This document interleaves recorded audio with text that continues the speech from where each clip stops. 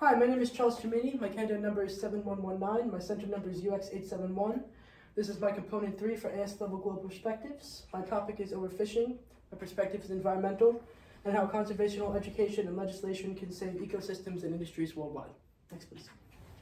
Okay, so this is an overview of what we're going to be going over, starting with key terms, then why overfishing matters, what overfishing is, plus the sources, an overview of the 3 countries and the examples being local, global, and another global, and the solutions for all those, so local solution 1, and then global solution, the other global solution, how to put these plans into action, and my sources. Next, please. Alright, so we have our key terms first. First is overfishing, which is the act of fishing a certain stock to the point that it's unsustainable. Next is bycatch, which is when unwanted fish or other organisms are caught during commercial fishing for different species, accounting for unaccounted for overfishing. Next is endangerment, which is when a species is in danger of extinction for an extended period of time. Then there's sustainability, which is the responsible management of resources to fulfill needs for the current and for the future. And finally, aquaculture, which is the cultivation of aquatic organisms for food. Next, please. Alright, so as I said before, overfishing is when fishermen catch more fish than the species population can handle. It's mainly caused by bycatch, but also large corporations do it regardless of whether they're allowed to or not, because the practices are illegal. And the problem with overfishing is that if continued, it could lead to the extinction of species, dissolution of jobs, and many people without their primary food source. As for the sources I used, they're reliable due to them being trusted academic organizations, reputable news sources, and institutions of academic integrity. Next, please. Alright, so why overfishing matters. So, as I said before, a lot of people rely on fishing not only for food, but for jobs. As it states here, over 3.3 billion people rely on fishing for food globally, and more than 100 million individuals rely on the fishing industry for careers. Aquaculture careers like fishermen and processing that food. As well as that, humanity has been fishing for well over 40,000 years. So from a cultural perspective, it would be awful if all of this just came crashing down. And if overfishing continues, that will happen. Next, please. So this is an overview of the 3 countries. First is the United States with South Florida. This is the local perspective. And this is about how to educate the public on sustainable fishing, specifically in black-tip sharks. Next is the global perspective from the west coast of Canada, and how in 1992, the Western Canada cod fisheries actually collapsed due to decades of overfishing.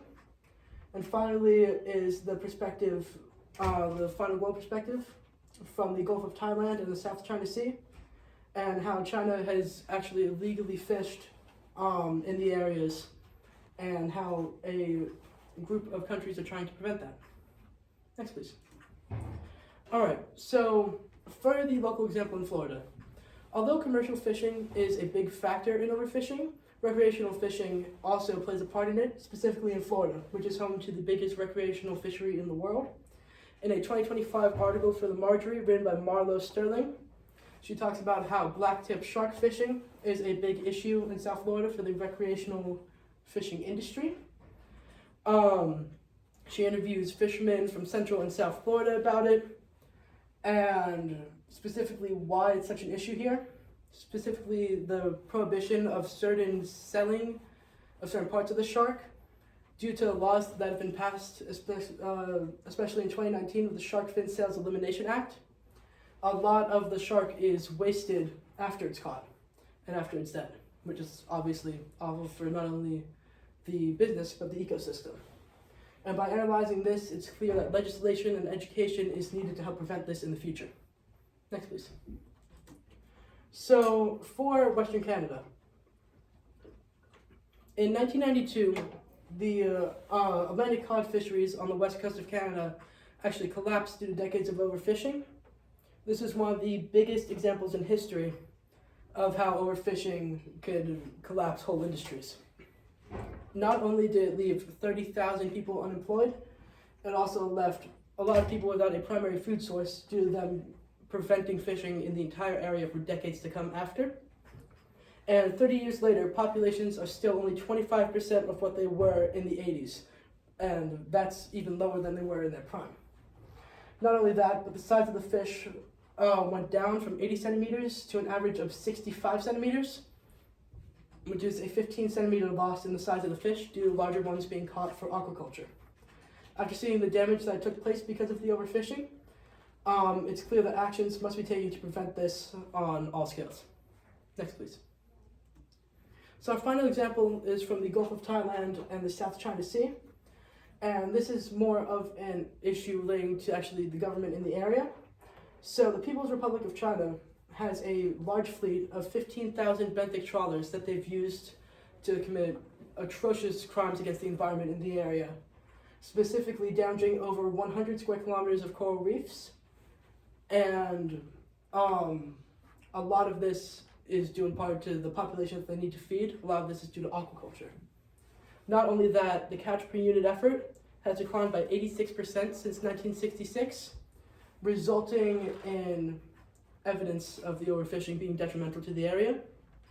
But luckily, solutions have been presented from multiple countries to combat this awful actions against the environment.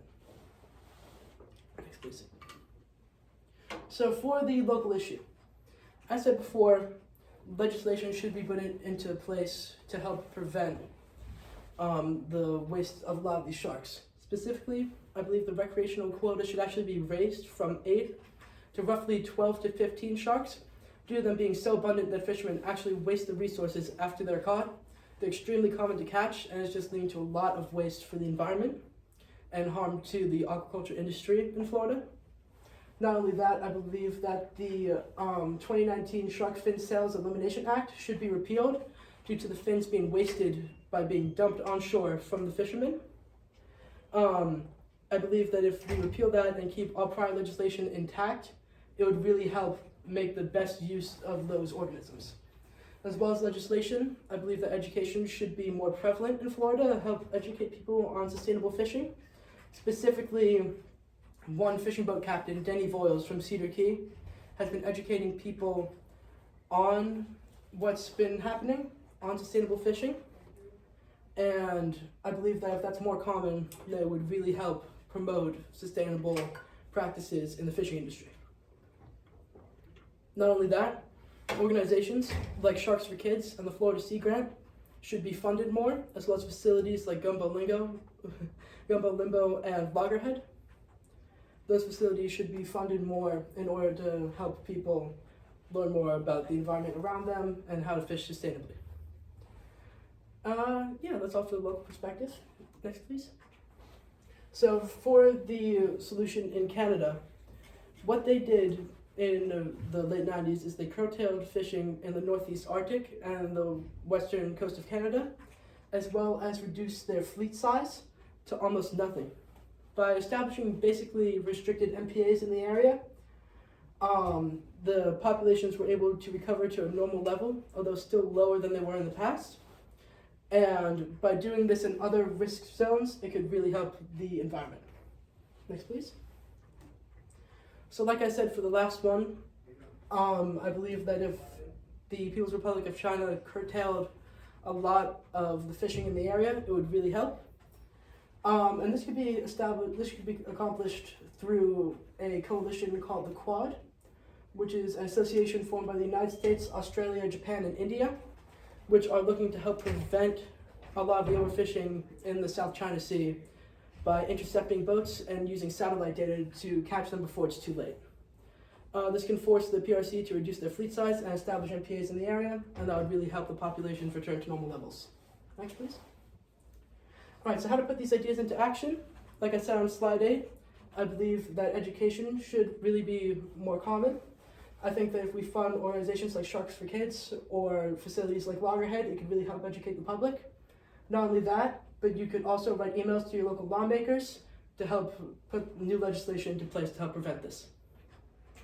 And to conclude, overfishing is environmentally detrimental due to its nature, but we could solve this through legislation, education, and new policies being formed. And finally, these are my sources. Thank you.